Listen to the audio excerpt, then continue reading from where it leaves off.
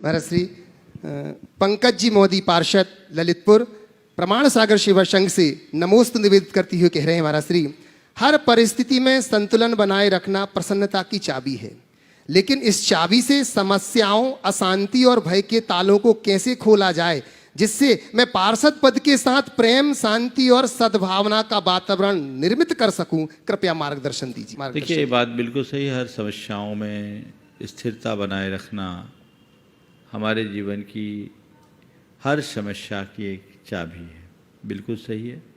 आपने पूछा है लेकिन इस स्थिरता से हम अपने जीवन की समस्याओं, अशांति और भय के ताले को कैसे खोलें।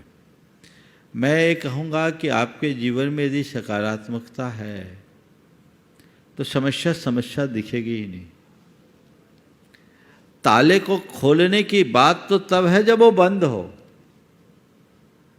हम लोग बहुत परेशान होते हैं उन बातों के लिए जहाँ कोई बात नहीं होती। जड़ में जाओ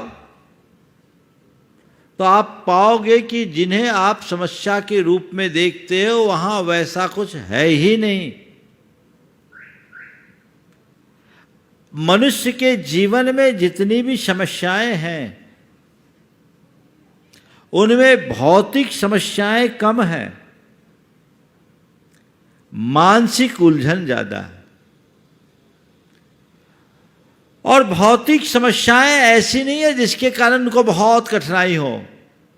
2 वक्त की रोटी, पेट भरने की व्यवस्था, तन ढाकने के कपड़े, सिर छुपाने को घर, वो कहीं ना कहीं से पा लेता है। मनुष्य का, संसार का हर प्राणी पा लेता है।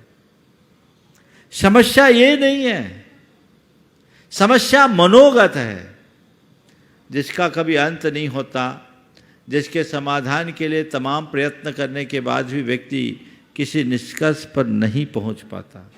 तो हमें उसकी तरफ जाना चाहिए, पहले देखना चाहिए कि वाकई में समस्या है भी कि नहीं। एक बार ऐसा हुआ, एक राजा को अपने मंत्री की नियुक्ति के लिए पूरे राज्य में सबसे विद्वान व्यक्ति की जरूरत थी। तो विद्वत्ता के पहचान के लिए उन्होंने एक बात कही कि हम जो भी प्रतियोगी आएंगे उन्हें एक कक्ष में रखा जाएगा और उसका ताला खोलना होगा और ताला गणित से खुलेगा।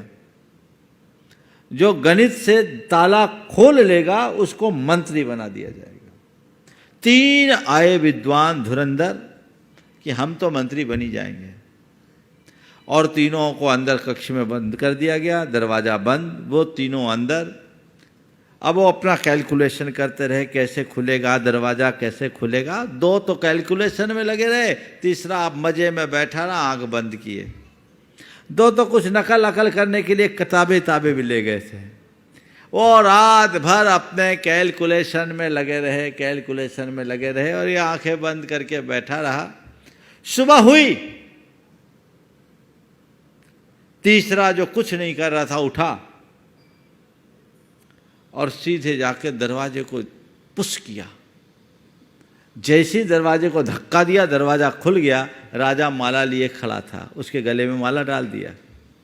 राजा माला लिए खड़ा था, उसके गले में माला डलवा दिया गया। और वो अंदर आए, देखिए तो अभी नकल कर रहे। बोले नहीं, क्या हो गया, दरवाजा कैसे खुल गया, किसने खोला? बोला इसने खोला। और इसने तो कोई गणित किया ही नहीं, कैसे खोल दिया? बोले भाइयों, तुम जिस ताले को गणित से खोलना चाह रहे थे पहले देख भी तो लेते कि ताला था भी कि नहीं। काश पता होता कि यहां ताला है, तब ना तुम करते। तुम तो लग गए, चाबी चाहिए, चाबी चाहिए, चाबी चाहिए। अरे भैया पहले ये तो देखो कि ताला लगा भी है कि नहीं। सच्चाई यही है कि तुम जिसे समस्या मानते हो वहां समस्या जैसी कुछ बात ही नहीं है। चलो मैं आपको थोड़ा आज डिटेल में इसका उत्तर दे देता हूं, है ना। आज व्यक्ति के जीवन में बहुत सारी समस्याएं, जिसको बोलते हैं समस्याएं, है ना। सबसे बड़ी समस्या लोग आर्थिक विपन्नता को लेकर के करते हैं।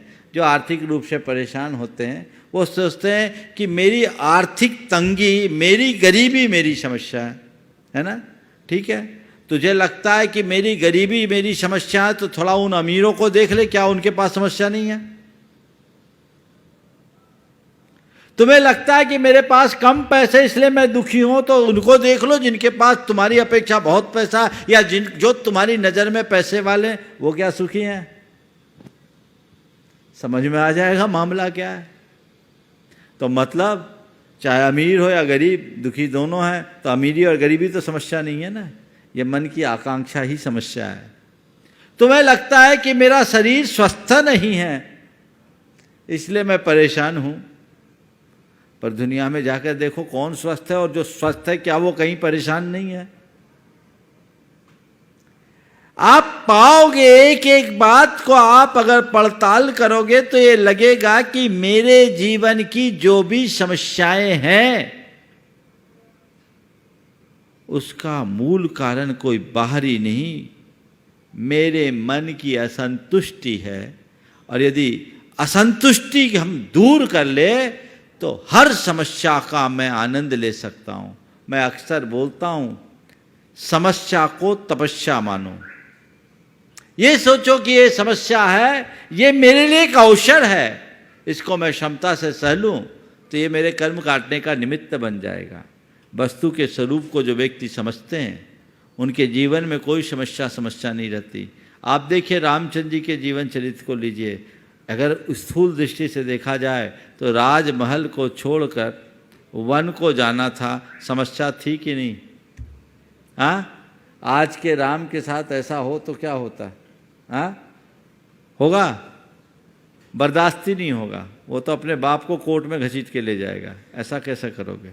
लेकिन रामचंद्र जी कितने प्रसन्नता के साथ गए, कितने प्रसन्नता के साथ। क्यों? उनके लिए कोई समस्या नहीं थी।